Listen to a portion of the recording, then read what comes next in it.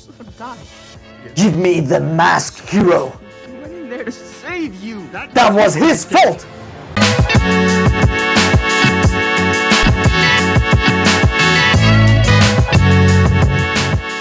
Bam! This is Shape Your English and my name is Arya. And let me tell you something about Shape Your English. Shape Your English is the only place where you will be learning English through movies. Now we're talking about what? We're talking about idioms, phrases, and words. Now, improving these is going to improve the quality of your life because as you can speak it, you can turn it into reality. So we have Big Hero 6, one of the most amazing animations I have ever witnessed. If you have not watched it, make sure to watch it. But for now, we are on to this episode. So before we start, hit that like button and that subscribe button. Let's get into it. You should know Mr. Cray has cut corners and ignored sound science to get where he is. You should know that Mr. Cray has cut corners. Mr. Cray has cut corners. So cutting corners means to do something quickly and less efficiently or thoroughly, with less effort and less attention onto something. People do this to not put effort, time, or money into doing something. Okay, cutting corners isn't always the best thing to do. Well, we cut corners. Sometimes. Let me give you an example of cutting corners. For example, I'm studying for an exam and I get an A.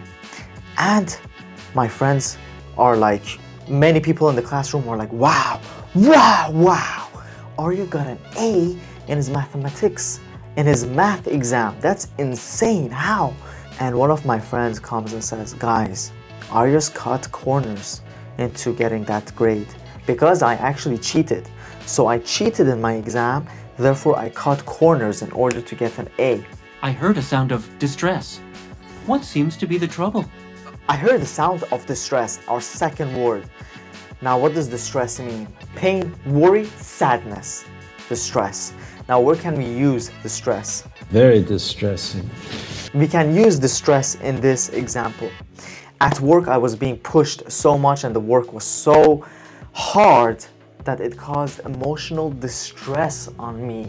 Scale of 1 to 10, how would you rate your pain? A 0? Okay. On a scale of 1 to 10, how would you rate your pain?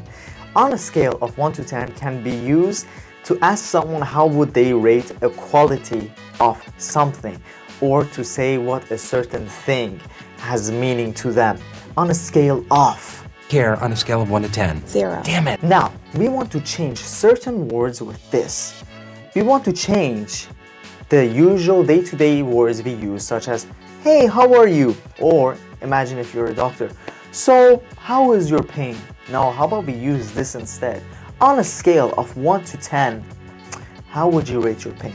Or for example, in business, from a scale of 1 to 10, how willing are you to invest into this project? From a scale of 1 to 10. Guys, I'm proud of you. Well done for finishing this video. Make sure to check out these two videos as well. You're going to love them. And thank you again. See you on the next one.